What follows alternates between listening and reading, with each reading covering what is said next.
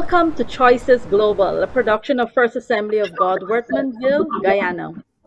In this week's episode, the panelists will be discussing urban planning as we explore how cities are expanding and exploring options for sustainability in this technological age and preserving these cities for future generations.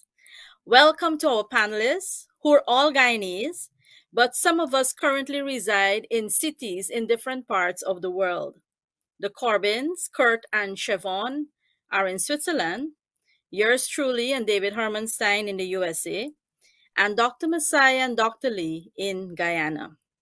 Welcome.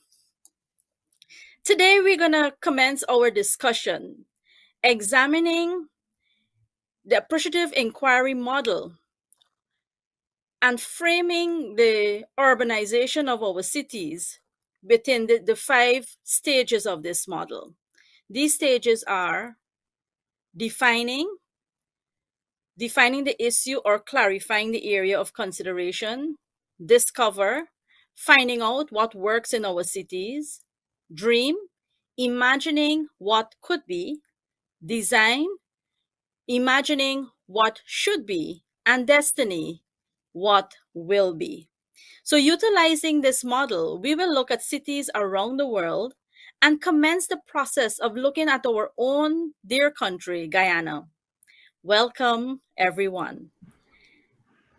Thank you. Our communities and our cities have been plagued by environmental threats, which is climate change, pollution, governance issues, technology, inequality, among others. Panelists, as we commence this discussion on urban planning, how do you, or well, all of us will give our opinion, how do you envision a better city or cities in our nations around the world as we examine how other nations have dealt with these same threats? Dr. Messiah. Amazing. Amazing. I will go to stage three in the appreciative inquiry model. Um, Cut through the chase of definition and discovery. We have to dream and dream big and dream loud. We are at that stage. We are a late starter in the modernization of our city. Very late starter. When we compare ourselves with Trinidad, with Jamaica, with Nassau, with Port of Spain, with Kingston, and and with Nassau, just to name a few. We have a unique city, and as a late starter, I think we need to take a good look at the science that we have available. 2022, the science is suggesting to us that in between 3 to 5 years down the road, this colonial city, Dutch, British influence can be seen all over. This city, the development of the city can be challenged by climate change. There is a sheath of ice in Antarctica that scientists have postulated that if it breaks off, it could increase the level in the ocean by 1 meter, 3 feet, 3 point something feet. That could have significant deleterious effects and impact on our own city if we were to build at the same level. So we have to understand that's a challenge, but the dreamers will see the possibilities. And I believe we do have some dreamers. That's my first take. Statement. Thank you. So what you're saying, doctor, is that we need to have a plan, an urban plan, where we can begin where we can dream about it first, and then we can go to the design phase. I'm going to cut out the first two phases as well. That is designing and discovery, I think they are. And I'm going to jump with your dream and head straight to the design. So what you were saying, doctor, is that we dream big and then we move straight to the design. So we're talking about urban planning in our city. And this, why is even more important is because of the global warming, as you so rightly said. So how can we go about doing that and planning for our city, for our citizens, and making it better? We've been so accustomed to living on the coastland, and it's going to take an effort, a significant effort, for us to move and even diversify and go. So we have to look at things such as land utilization, things such as coding and regulations, and so on and so forth, because we have an opportunity to start afresh. We have an opportunity to build anew. So it should be done as other countries around the world. We can take examples from the developed countries and do it like that, factoring in transportation, factoring in economic areas or industrial areas, factoring in green spaces, factoring in every single thing that we can think of. And of course, it would not happen overnight. So it will take a period of time, but we can begin the dreaming process and we can begin the designing process, which will ultimately lead to the final process, which is resulting or discovery, actually experiencing and living in this city. So I will stop there, Madam Moderator. Um, in the design phase, I think we can learn something from the past. Long before climate change, the Dutch built the seawalls, and we were able to live here for hundreds of years. So if we consider clearly the design aspect of as we build or before we build, I think we can combat it. God has given us sufficient gray matter that we can combat the effects of climate change. One example is that I think our building code need to be upgraded, and we need to stick to them slavishly. That is, we presently in Georgetown, we are 6 feet below sea level. And I think if we upgrade our building codes, we can overcome the threats that are being, that we're told will affect us. In addition, I think if we put in infrastructure first of all, before we decide to do building construction, that might help us also. So we won't run the risk of having roads that are higher than where houses are constructed. So I think if we look at it from a two perspective, one, we upgrade our building code or building standards, and secondly, we enforce those regulations. So people who are building must adhere to those regulations. And I think it's a good way to start. Definitely, because if you come into the city from the Atlantic Ocean, like for example, like from the EEZ, which is 200 nautical miles out, you will come in from the heights of the water to the Yeah. lower part of the city. It is amazing. I have seen Koreans, Danish, even West Indians. They are startled because when they actually come to the land, when we go to receive them as a boarding party, they say, "What is happening here?" They cannot understand how the water is higher than the land. So anything that breaks from the Antarctica and comes down here and cause the sea levels to rise is going to be devastating to us.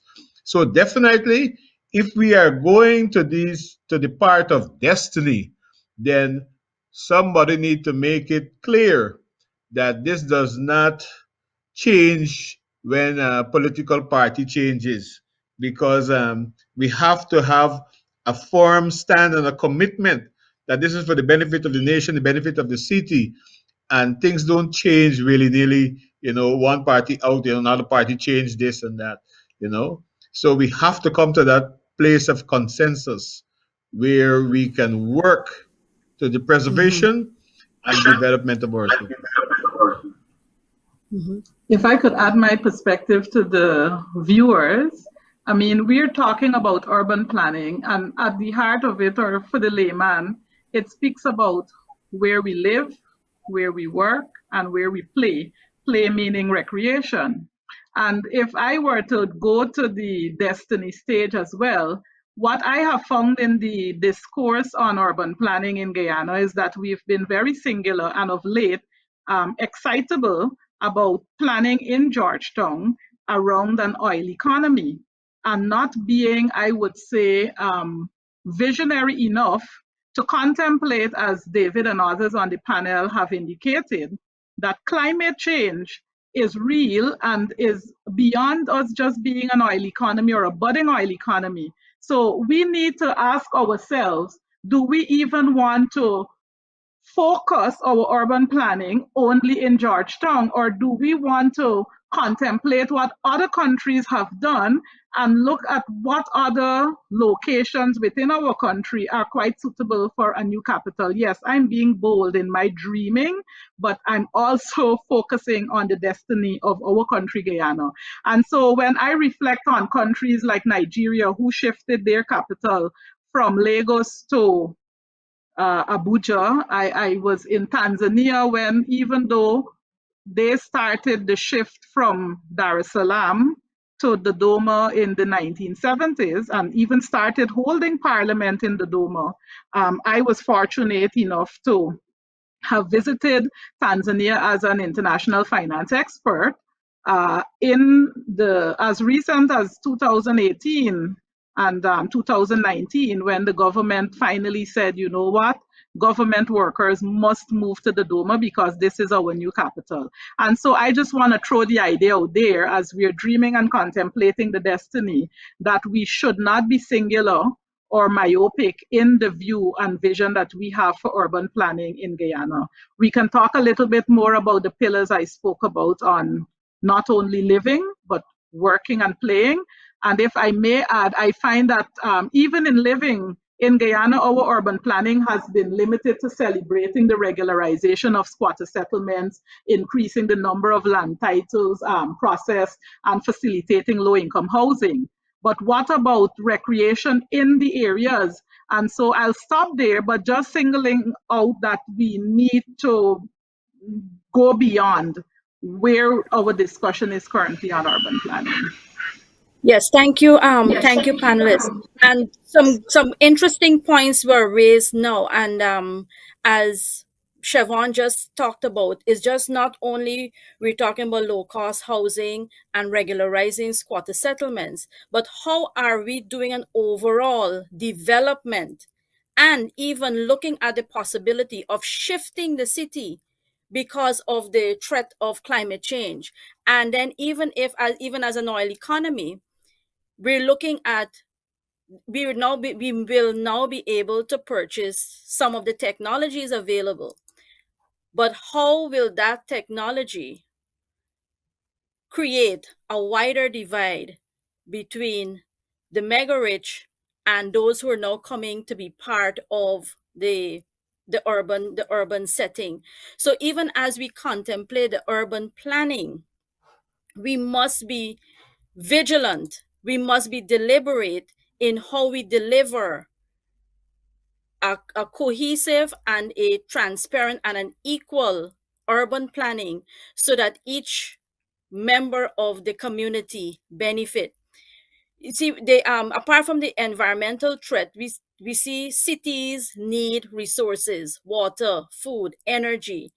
And once the urban cities begin to expand, this reduces those resources considerably. And so I would like us to contemplate what Siobhan just started, the comment about the dreaming of even shifting. And let us spend a little bit more time on that, because there were countries that shifted their cities into other cities, into other areas, so as to minimize the threats that we are now observing and are now going to feel the effects of. Dr. Lee, your thoughts?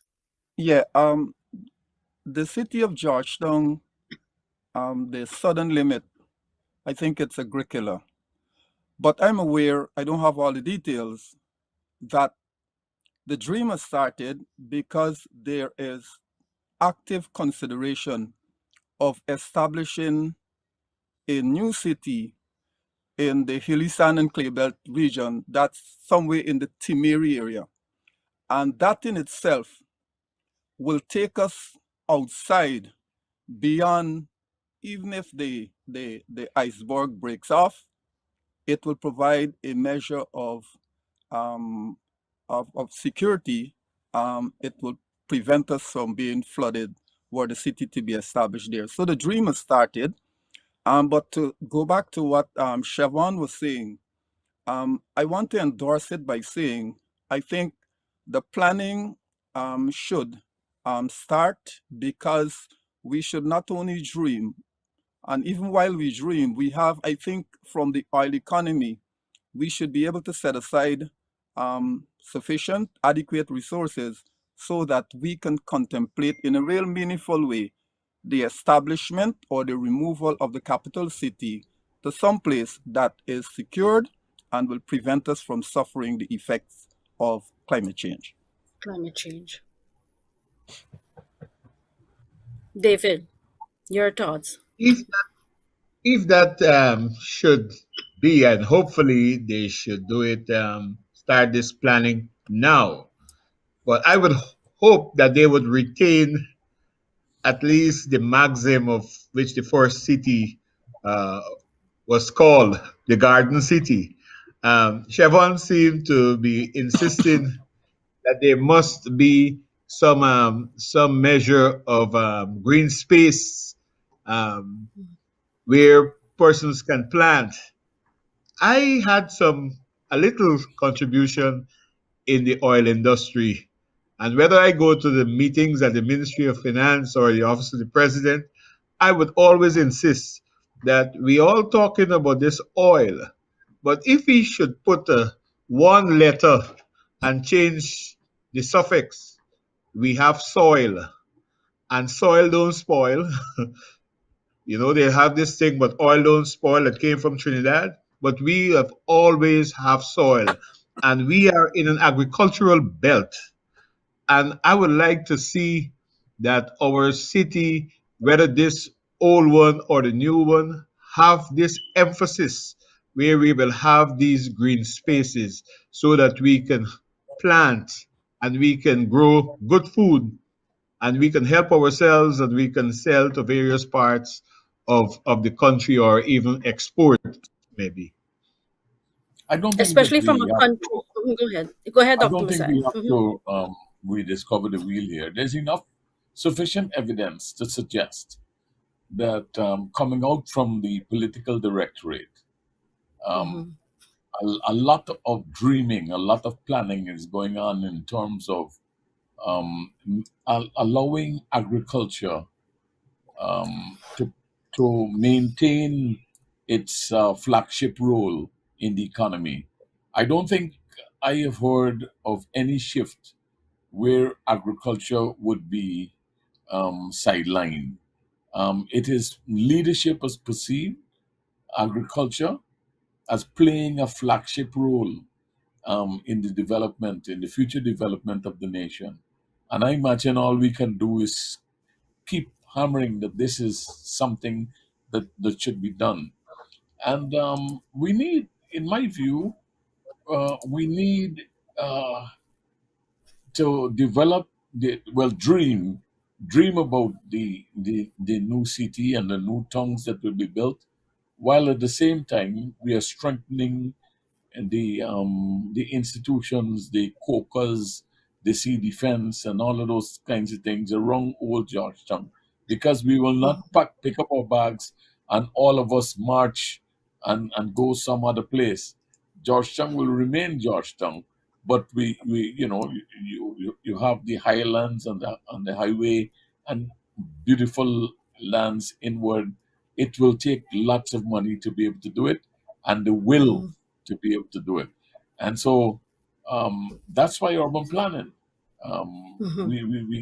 We just have to ensure that the relay each leg is well designed, and we have the best leader to move and to invest to get us to that destiny. Yeah. I think critical, Dr. Messiah, as you mentioned earlier, we have some of the systems or infrastructure in place, but we, as a people, we must remember that these things don't usually happen overnight. It takes sometimes decades if we remain focused on the outcome and if we keep the dream in focus, and not shift with every political change or every change in governance, where we stay focused that this is for the benefit and the development of our nation. And looking at the diversifying, I know we have a strong agriculture base, rice and sugar being some of our main crops, and offshoot of that, the development of other smaller crops across the country, our cocoa, from region one going to London. So those are some critical things. Even our fishing industry and animal husbandry, those areas are also critical areas, even as we contemplate how the city can be diversified, how the city can be expanded. Kurt, what are your thoughts on our diversifying, looking at the oil economy, however, still maintaining a strong sense and purpose in our agriculture and animal husbandry areas? Excellent, Madam Moderator. I would just like to piggyback a little bit on Dr. Messiah's earlier comments, his last comments, and give it a title, Urban Revitalization. He was explaining to us about not moving away, as we think about this new dream and this new city and everything that it will encompass, green spaces, proper coding, proper regulations, and enforcement of those regulations, where we'll have the economic area, we'll have the residential area, we'll have an area identified for parks, which is the green space that identified for sports. Siobhan mentioned playing earlier and everything. But we cannot forget the old city or the existing city. And this is where the urban revitalization comes in rather than urban planning. The areas that are highly populated or densely populated and it may not have area for green space, we can still do something about that. We can plan in a manner that is that we can plan in a manner that is that's we can plan in a manner that still allows us to grow and still allow us to develop. That is where there in Geneva here, where there's too much, or where there's a lot of high density of population or populace. There's an area identified for planting, where persons who have the green thumb and who like planting, they can find a space in their apartment compound, in their apartment complex, and they can still plant there. That's where the green spaces come in. So in the city, though it's highly populated or densely populated, there's still a part for green spaces. So in the existing city, we can do that.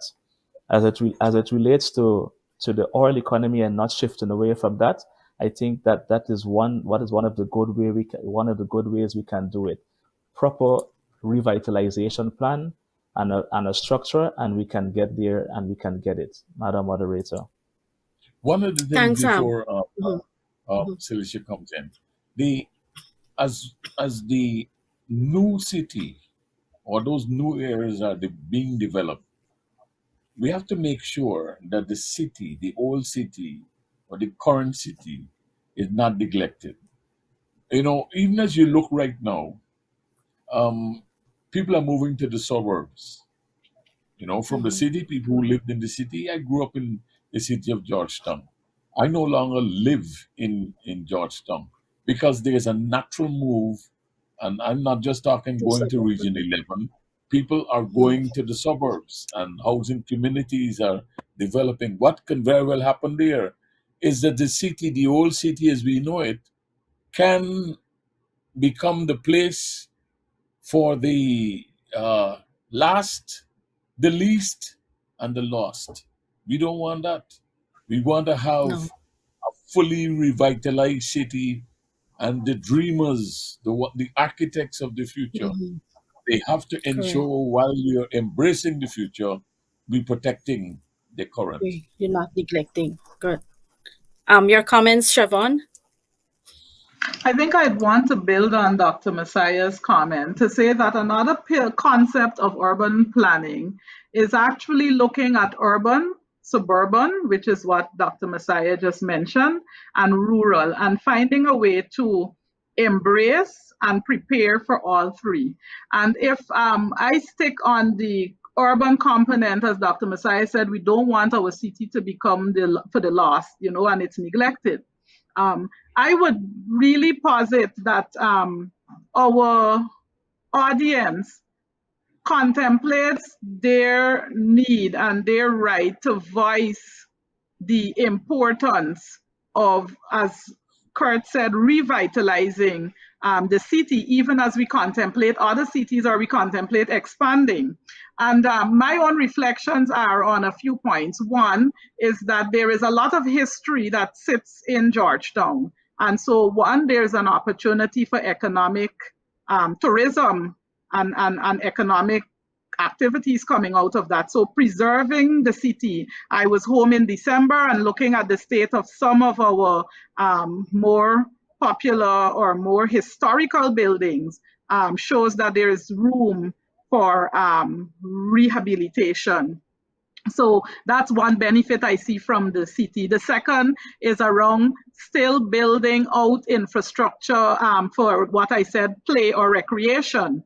Recreation speaks to sports. It speaks to activities such as riding and running in the parks and so forth. And I dare say in the spirit of Winter Olympics or any Olympics, sports infrastructure is important for our nation to be well represented, because if you don't have it at the community levels, then we don't have enough persons coming in to a program learning how to run, learning how to swim, learning how to cycle. There's so many sports at the Olympics that we could participate in if we had the infrastructure. And may I close with the fact that at the community, but also at the national level, we need to be contemplating the cost. I think Bishop Messiah mentioned that. We have to contemplate the cost because we've got a 2022 budget, which is just about 2.7 million US dollars.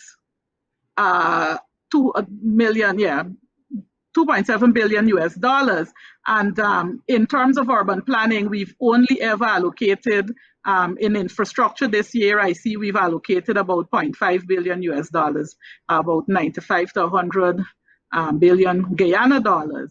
But I dare say that the dreams that we have, we definitely have to contemplate how we could leverage the oil resources that will be coming in to really revitalize, as Kurt says, our capital city, but also to have a vision beyond Georgetown. And so that we are not stuck and building on the density in Georgetown, but actually pushing our dream and our people out to other areas that could generate more economic activities for Guyana.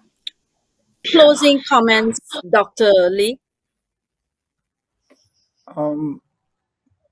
I reflected on the Timeri area, the hilly sand and clay belt region, for several reasons. I like the idea, and if you go in that part of the country, you'll find pockets of Jamaicans, St. Lucians, and Haitians, because that area has already been demarcated for animal husbandry and different types of crop cultivation.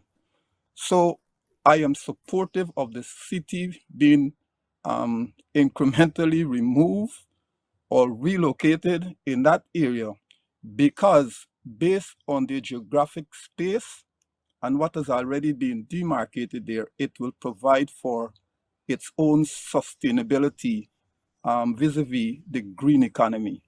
I agree, yes, we should maintain the city as it presently is while we move.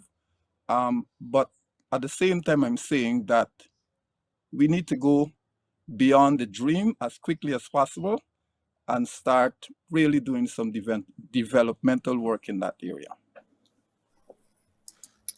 Closing comments, David. I think Siobhan was referring to the city budget. And when I saw that budget, the city of Georgetown, said to myself that that could only do to drain the city. Um, uh, Dr. Messiah is a specialist on solid waste management, and maybe in a subsequent program, we can get some thoughts on that.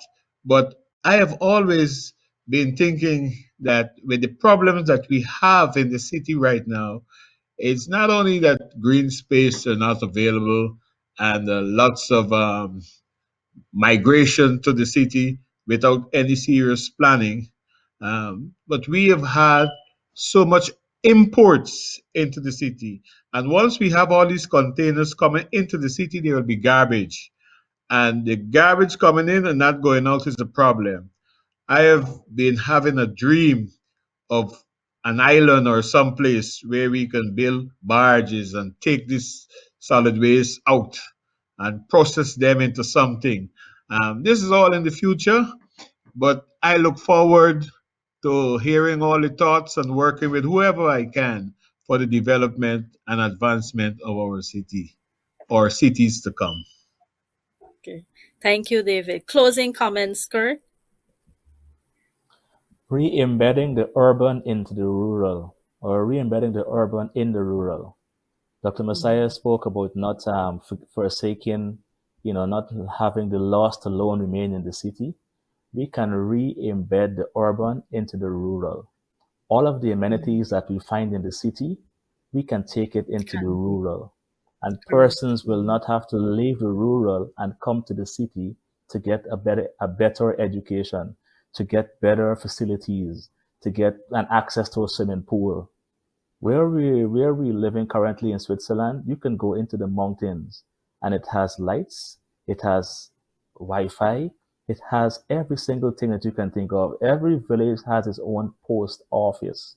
You don't have to leave the city to come down. You don't have to leave the rural to come down to the city for any transaction, governmental or otherwise.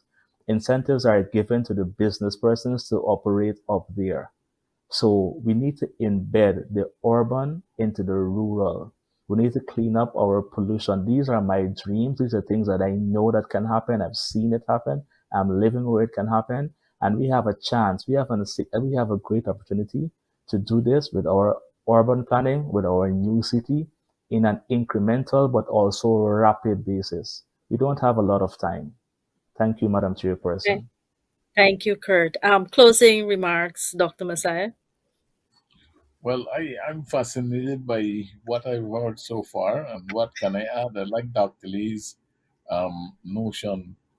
I think I read something and I heard something about Silica City, which is on that highway. I want to push the plug quickly. That intermediate Savannah on the Linden-Swords Dyke Highway. We should build a relationship with Israel. They transformed their desert into producing grapes, cauliflower, broccoli, you name it, they have it. We need their technology. And so we build a relationship with them and introduce them. Let them teach our young people how to transform the desert into a beautiful garden. And that leadership is either the problem or the solution. Thank you so much, panelists. This brings us to the end of today's discussion, and by no means the end of or saturating this discussion. But urban planning is a responsibility of each individual. You live in a city, you're responsible for that city. We've heard stakeholder involvement. We've heard about re-embedding, and I like what Kurt talked about, re-embedding the urban into rural. And so allowing services and amenities to be spread right across, thereby reducing inequality. And I want us to continue to discuss this with your children. Discuss it when you go to your workplace.